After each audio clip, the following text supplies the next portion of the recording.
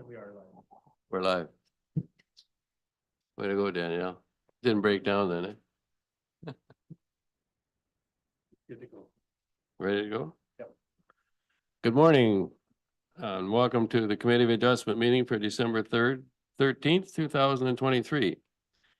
My name is Don Popple, and our members of our committee today are Councillor Barry Boyce and Gerald Walker. And our Director of Planning is here as a consultant, Mr. What's your name again? Jeff Isles. Very terrific too. A notice to call the meeting to order, and a notice to all those in attendance at this meeting will be live streamed on YouTube and recorded. And note that the recording will be linked to the municipal website following the meeting. We've already introduced the committee. It's a public hearing to hear 3 applications for a minor variance to the township's zoning bylaw. It's the committee's responsibility to consider all information received to date regarding the requested variances and to hear and consider any comments or questions provided by these applications. Any variances granted by the committee must meet 4 tests, which are very clearly defined in the Planning Act. They must be minor in nature, must be desirable for the property development of the land, must comply with the general intent of the official plan, and comply with the general intent of the zoning bylaw. Please note that if anyone wishes to be notified of a decision, please make a request in writing to the municipality. Does any committee member have to declare a conflict of interest with any one of these applications? The answer being no. Okay. Any oral or written submissions received in advance of the meeting will be verbally read aloud at the time the application is considered. All persons who are pre-registered will have an opportunity to present or ask questions about all the proposals. Please direct your questions or comments to the chair. Each registered person will have up to 5 minutes. And if you still continue talking, you get put off. I forget what you call that, but anyway. They control you. So make your comments direct and we'll listen to you, and we're very easy to get along with. All you have to do is tell us your name and relation to the application prior to speaking. First application on the agenda is D13 MV 2023-28 Cameron and Foliot. And just before we go to that application, if you could pass those 2 resolutions regarding just a little housekeeping.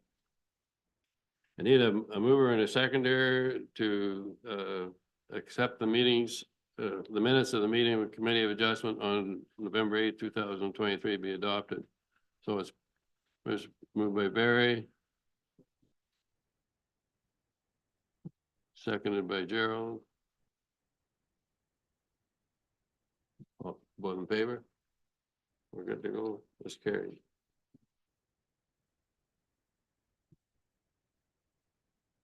And I need a mover and a seconder to the resolution that says, be it resolved that the following members of council are appointed to sit as members of the Committee of Adjustment for the 2024 calendar year, effective January 2nd, 2024.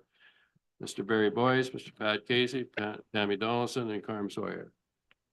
Moved by, is he allowed to move it when he's on the? Yep. Same people, Barry Boyce and Gerald Walker. Both in favor? We're there. Scary. Okay. So what are these people's names? This is So we have Alan Foliot and Carol Cameron here with us in person, and the agent Andrew Cass is on Zoom. Carol Cameron. So both of you can speak, doesn't really matter to us, but just give us a quick synopsis on your proposal today and we'll carry on from there. Yeah, Alan Foley, 1349 Green Lake Road. We would just like to get a permit to be able to put our deck out front of the house and not sure what you call it, but it's 8 foot out, 11 foot wide coat closet going out the back door. Right. Have you been there, Barry? Just So what we're dealing here with is the lot coverage. The percentage of lot coverage, which is 15.5, and if we grant what these people are asking for today, it's 19.9%. So the long and short of it is, that's a fair increase from what the bylaw is set up to, like it's putting 5%, 4.5%.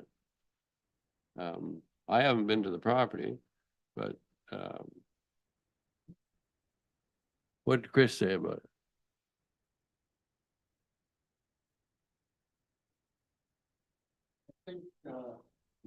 I haven't got a comment, but. Yeah. I have his comments, but I Yeah. think we've all read them. He was, didn't have any real concerns about it. You know, being the 4.5% increase or 5%, whatever it is. And then with the conditions, that cleans up the docks and the decks and the other issues on the lot. So I think with that being said, that was part of the not becoming a big issue. Is there any way you pass on? what Don, he I'd like said? to see, I'd like Jeff maybe just to go through his recommendations here and stuff, and then. Sorry? I'd like Jeff to go through his recommendations. Okay, yeah. Yeah, I was just gonna offer that because you discussed conditions and I'm just gonna read the conditions out for everybody. First off, I just wanna to let everybody know that the application was circulated as per the Planning Act and no comments have been received by anybody. In terms of conditions, there's 6 conditions proposed. The first 3 are standard conditions, and I'm not gonna go through them. We include them on every variance and they're more recommendations, but the last 3 I'm gonna go through. So condition number 4, prior to the pouring of the footings, the applicant must submit confirmation from an Ontario land surveyor that the lot meets the granted increase to the permitted maximum lot coverage. So that's just to ensure that if the committee grants it today, that the actual development meets that lot coverage. Condition number 5, prior to the pouring of the footings, the applicant must remove the dock, stairs, and deck located on the municipally owned road allowance or make an application for a license of occupation to legalize this encroachment. And I can explain that a bit too. So across the road from the applicant's property is a municipally owned road allowance. And there's a dock and some other structures on that property. Municipal policy does permit the applicants to have those docks there. So but you have to get into a license of occupation agreement to do so. So our policy would support that application for license of occupation. You just have to make that application. And council approved one yesterday. The staff report would likely support it too, but it's just to legalize that on municipal property. You would have to get insurance just in case something happens, someone gets hurt on our property. So that's condition 5, and condition 6, prior to the pouring of the footings, the applicants must remove the tarp shed structure. So there's a tarp structure that we see on lots of properties, but they're not permitted by the building code. So there's a condition for that to be removed. So those are the proposed conditions. I don't know if the applicants have any questions about those conditions. Number 1, the tarp is only temporary. I'm planning on taking it out down at the end of in the spring. When our renovations are done. We've been storing stuff inside it and So it's not a it's been a hassle and very easy to take down. No problem with that whatsoever. But if I could just do it in the springtime for that. And then the other item was the dock. We've got an aluminum dock there, which we bought, but the stairs and the platform was already there when we bought the house. Okay. And nothing was said to us, and nothing had to be done about it. Yeah, and if I may, through you, Chair, so it is quite common, as you know, even along your road, there's numerous other instances like this. But it is municipally owned property, so those properties don't have the right to put that on municipal property without permission. So the license of occupation would just be permission from council to have that infrastructure on our property. And as I said, just from a liability perspective, staff recommend this, just in case something were to happen down there, and being that you don't own that property, the liability would fall back on the municipality. So are you okay with that? Is that now fee wise and everything, Jeff? Is it the 500 is normal, is it not? Or is it very? Yeah, so in terms of the application fee, the application deposit is $1,200, but the fee is $500. So the other $700 is used in case to either register the agreement on title. But it's a $500 application fee. Council sets an annual license fee, which they've typically set at $500 a year. So to keep that dock there, historically, the fee's been $500 a year.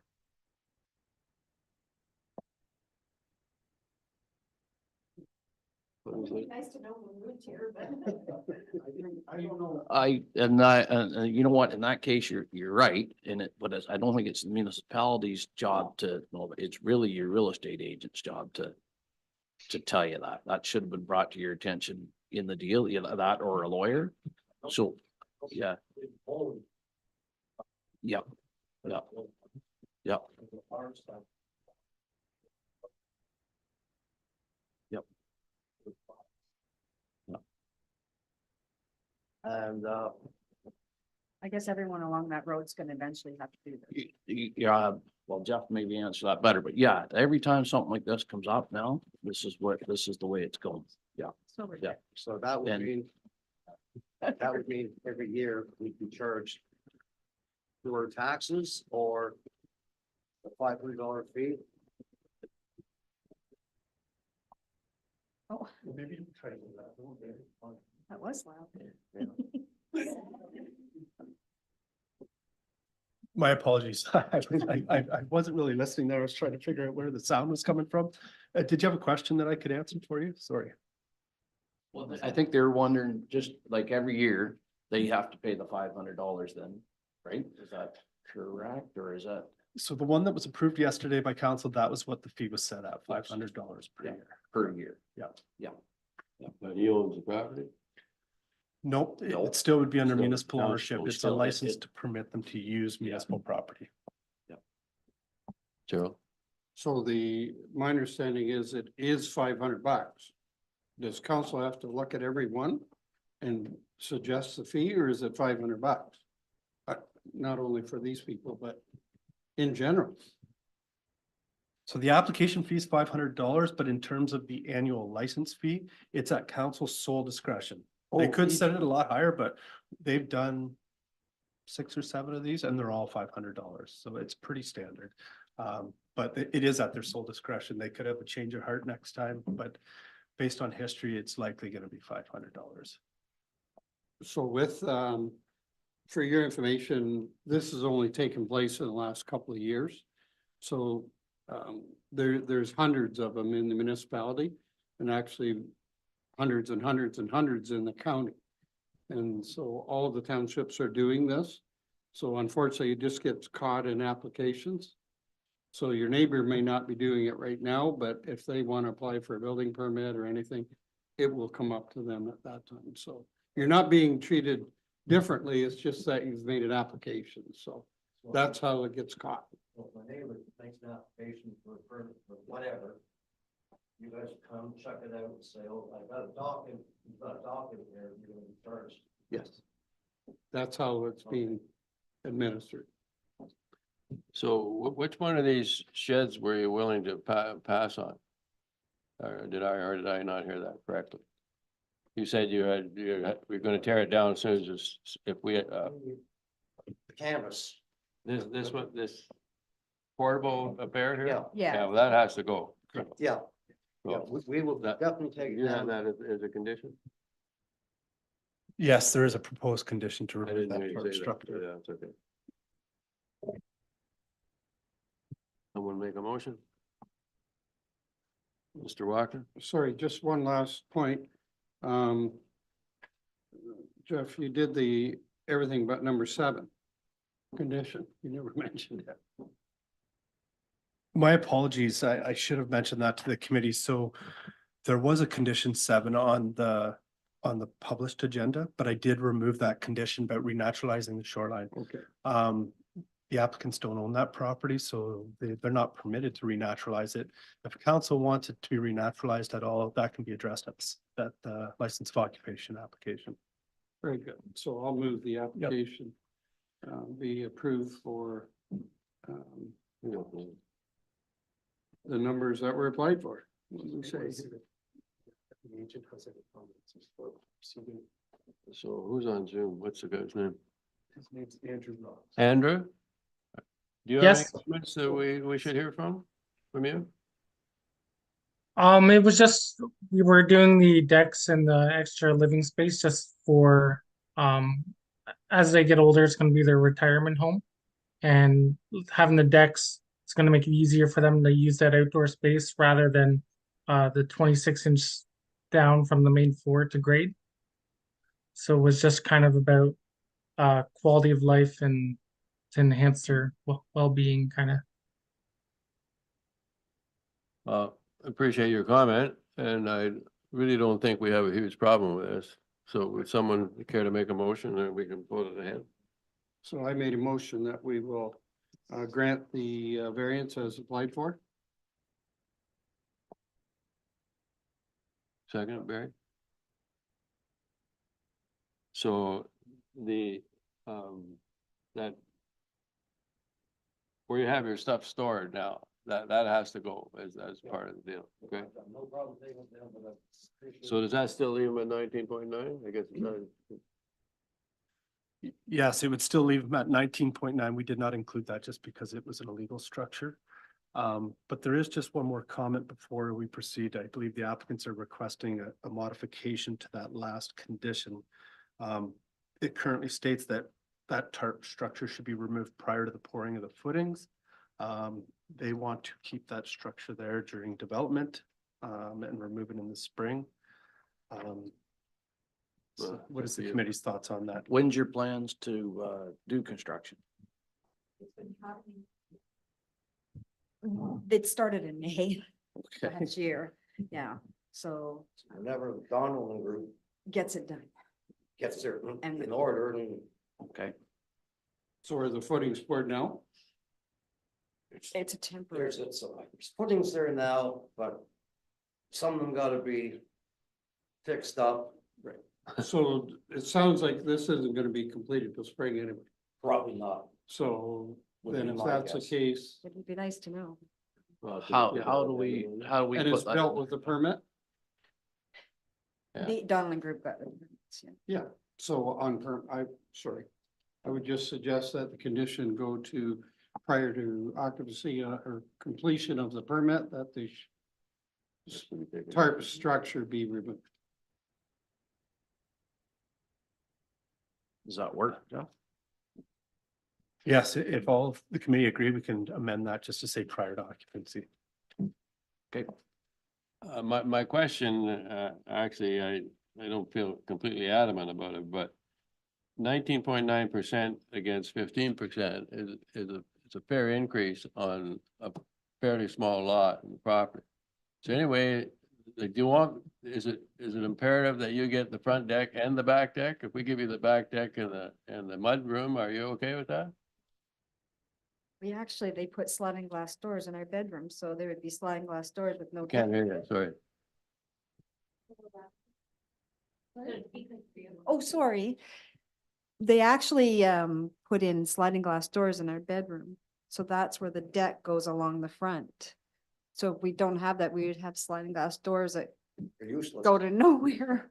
Oh, okay, That's the problem with not having that deck. so you guys okay with that? I'm fine. I'm okay with it. Yep. I went down actually and had a look at it and hope if you seen a strange truck down there this morning, actually. Anyway, it's a nice, neat property. It's well kept and everything. So I really don't have as long as that shed comes down, as long as they are agreeable to the lakeshore, the $500 and all that stuff, I'm okay. So it's been moved by Gerald Walker and seconded by Barry Boyce that the section to 5.2 to permit a maximum lot coverage of 19.9% as opposed to the permitted maximum of 15% is granted. Carried? There's nowhere on here where we put the mover and the seconder. Want me to just mark it in? What is it, just at the top there? There's nothing up there. Let me see. Right here, Don.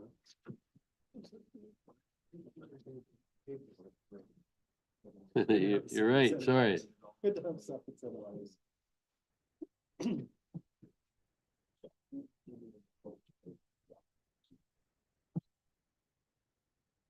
Yeah, if you have any questions about the license of occupation, application or process, just give me a call. Yeah, we can discuss any questions. you Can't have. work you through that. Yeah. Okay? Thank you very much. Thank you very much for coming. Thank you. There is an appeal period of 20 days, so before you start billing, wait for the 20 days. Chances are, we're 90% sure there's not gonna be anybody gonna object to it, but just don't start the thing until 20 days from now. Okay? Okay, thank you very much. I just think, I think the motion was, did you guys vote? Did you guys have a vote? I know it was moved in second, but did you guys have a vote? Okay, I'll take it. Yes, Grant. Sorry, I just, I didn't hear the vote.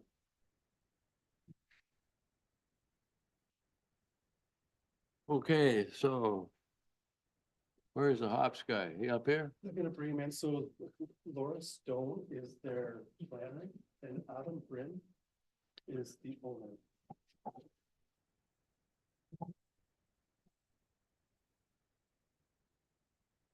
It's gonna be pretty short. Thank you. Thank you very much. Yep, enjoy. So here we have Laura Stone on the, up on the screen. Morning, Laura. Good morning. We have to get your counterpart in here. One over there, he's up there too. Where are you guys located? I'm in Norwood. Norway. Yes. Norway. Oh, Norwood. I was gonna say hello to all my friends in Norway. I don't have any, but. Okay, so your application, just give us a quick synopsis of what's going on at the beer store at the, the beer store. Absolutely. So I would like to say good morning to the chair and committee members. My name is Laura Stone. I am the planning consultant representing the property owners of 19 Hops Drive.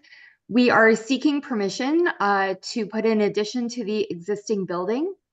I'd like to take this opportunity to thank staff for their supportive report. As it's noted in the report, this application is to permit a reduction in loading spaces from 2 to 1 and to reduce the front yard setback from 1.5 meters to 1 meter. As noted in the staff report, this application meets the 4 tests of the minor variance as prescribed by the Planning Act, and it is considered good planning. Following the minor variance application, this property will be subject to site plan approval. So any technical issues can get worked out at that point. And I am here to answer any questions that the committee may have. I don't think we have a lot of questions. Is it? Anybody have anything that they're concerned about with respect to this? Just run through it again, is that, you don't mind? Yeah, if I may, so this application was circulated as per the Planning Act. We did receive one comment from the County of Halliburton. They have outlined that they don't have any concerns with the requested variances. Excuse me. I did want to go through the conditions. In the report, there's 4 proposed conditions. The first one's your standard condition that it applies to the commercial building is generally shown on the property sketch. In just a quick review of conditions number 2 and 3, they typically apply to waterfront lots. So my recommendation is to remove conditions 2 and 3 because it typically says to naturalize shorelines and includes sediment fencing along the shoreline. during development. Do that. It's not waterfront. So my recommendation actually is to remove conditions 2 and 3 subject to committee approval. And condition number 4 is that prior to the pouring of the footings that the applicant submit confirmation from an Ontario land surveyor that the commercial building meets that front lot line setback. You have any problem with that, Laura? No, thank you. Okay. Any other questions, Joe? No, sorry, I was just going to make a motion that we grant the two variances as applied for. I'd say with Second, that, Barry? well, with that motion, if we take the two conditions out, right? Right. Yes, the committee satisfied removing those two Yes. conditions. Okay. So just one comment on that to staff is, why do you put them in if it's not Lakeshore? This was just an oversight in this Okay. instance. Thank you. Okay, it's been moved by Gerald Walker and seconded by Barry Boyce that the committee's decision with respect to file D13 MV 2023-029 be recorded as follows. A variance to section 7.2 to permit a commercial building to have a minimum front lot line setback of 1 meter or 3.2 feet as opposed to required minimum of 1.5 meters or 4.9 feet is granted. All right. And a variance to section 3.14 to permit a commercial building between 281 square meters to 2,300 square meters to have a minimum number of loading spaces of 1 as opposed to the required minimum number of loading spaces of 2 is granted. All right. You're good to go. Thank Thank you you very very much. much. Happy holidays to everybody. Yeah. Merry And you Christmas to too. everybody in Norwood. Thank you. Thanks, guys. Bye. Thank you. Thank you. you. Thank you. So is Joel Ross up there? Is he up there? Just bring them. Oh.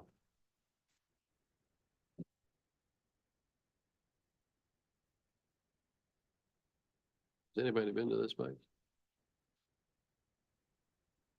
What? Oh, okay.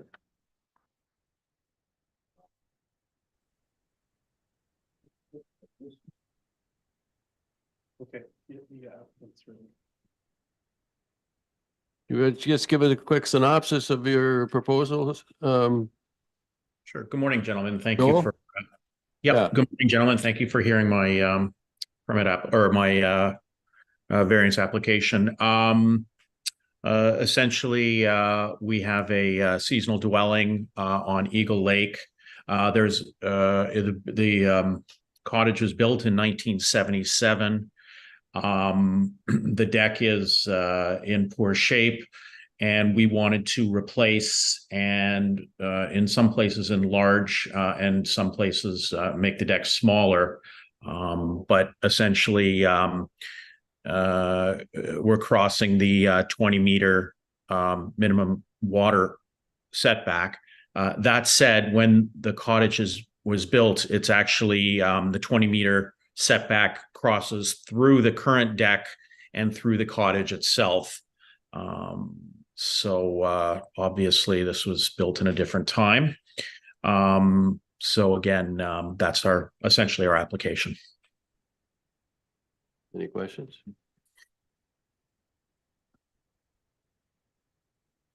So if we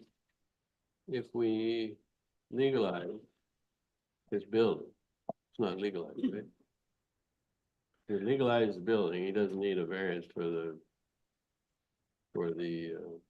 deck, is that correct? Yes, that is correct. So if the committee grants the water setback today, as recommended by staff at 12.7 meters, the deck is allowed to extend 3 meters in from that setback. So the deck currently is at 10.7 meters, so it would bring that deck into compliance. So if you do approve variance A, variance B is no longer needed.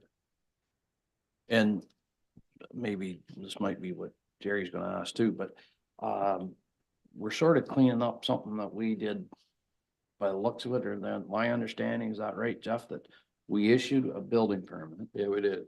and whether we should or shouldn't have at the time doesn't matter now, right? So we're sort of doing a bit of a cleanup on that end of things, is that right? Correct. The municipality issued a building permit in 1979 for that building in that location, so it is kind of cleaning up an existing permit. That's my understanding as well. We're bringing the cottage into compliance. And once we do that, then the variance isn't required or the number 2 variance is not required. Correct, because the deck would only extend 2 meters in it, and it's allowed to extend 3 meters. Were you follow all that? Joel? Nope, but I trust you. Well, It's all kinda- good. It's kind of a, it's kind of a good opportunity for you to get your building in compliance. Yes, But down the road, right. the good Lord knows what will be involved in trying to solve the problem then. Fair enough. Fair enough. Well, I don't blame any of you. I don't think any of us were in this place in 1979. So thank you. Fair enough. Well, to be fair to you, you're not the only one. There's many, There's others. but it's nice to get them all cleaned up, Yes, fair enough. or staff and municipality and everyone. Hmm. So with that, I'd make a motion that whoops, sorry, Yeah, just before we proceed through your chair, I'd Okay. like to read out the conditions because there's a couple that might be Okay. that might require some conversations from the committee. So the first three are standard, and this is a waterfront lot, so the variance applies to the dwelling and attached deck as shown on the property sketch. Condition 2 is just encourages more native shoreline planting. Condition 3 notes that sediment fencing should be installed down gradient along the lake prior to construction and removed after construction. Condition number 4 is for an Ontario land surveyor just to confirm that that's what the setback is. Condition number 5 notes that by July 1st, 2024, that the shoreline vegetation buffer be renaturalized to the full depth of the water setback consistent with the official plan zoning bylaw and site alteration bylaw. So just to explain that, looking at the pictures, you can see that the shoreline appears to be mowed lawn. So staff are just in compliance with the condition, with our policies are recommending that. And the last one, it's similar. It says prior to July 1st, 2024, the owner shall repair the environmental protection zone to a natural state using native vegetation or bring it into compliance with the zoning bylaw and site alteration bylaw. So I don't know if we included the zoning bylaw map on this agenda. We did not, and I apologize, but a portion of the applicant's shoreline is zoned environmental protection. It's not zoned waterfront residential. And a portion of this zone is also being maintained or manicured. Actually, I have it here so I can show the committee, and I'll show you, Joel. I don't know if you've seen it. Hmm. So here's the I have. zoning. Here's the portion of the property that is zoned waterfront residential. This portion here is actually zoned environmental protection. So staff in this instance, like the beach is the beach, it's natural. Our staff are recommending that the portion over here that's being manicured or maintained be left to renaturalize. The way we've worded these conditions is that the applicant would also have the opportunity to bring that into compliance. Looking at the pictures, it's hard to tell whether that is actually an area that should be zoned environmental protection. So if the applicant questions that, they can approach council to have that rezoned from environmental protection to waterfront residential, and that would satisfy that condition. So we've kind of worded it that way that it gives them a couple options. But I wanted to read those out just because I thought the applicant might have some questions and the committee might have some questions. Those conditions there, Joel, are you're okay with them? I am. And thank you. I was sent a copy of the Environment Protection Act zone and am familiar with what you expected. So thank you. Yeah, so if you decide you want to change that, you Mhm. along with Jeff and he'll walk you through that, you know. Excellent. I will do that. Thank you. Okay, so I'm thinking we'll make a motion. If you're happy with all those conditions, we'll leave it as is and And we're good to go. Yep. Excellent. Thank you, gentlemen. Merry Christmas. So it's been moved by Barry Boyce. And seconded by Gerald Walker.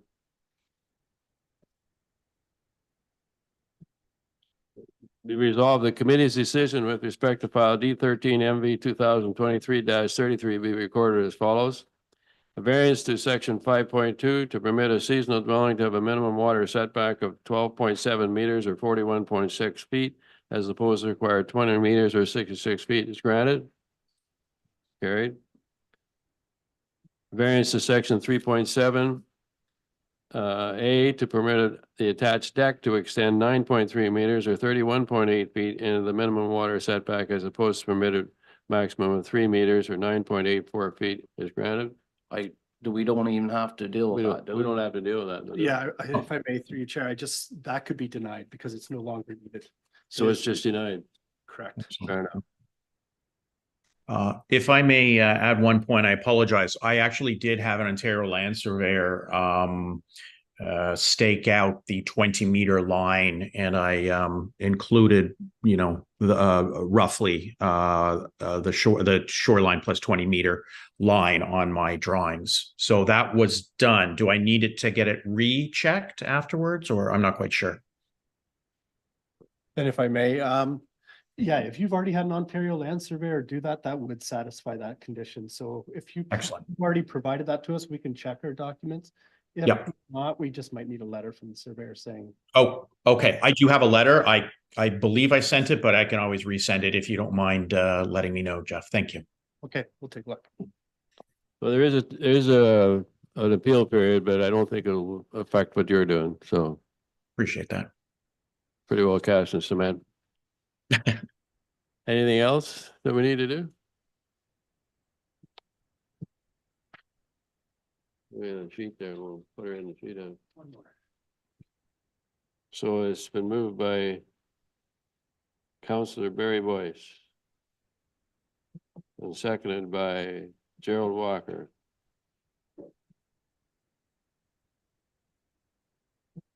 That we now adjourn at 11:35. Carried? We're out of here. Thank you very much for your attendance. Thank you. Take care.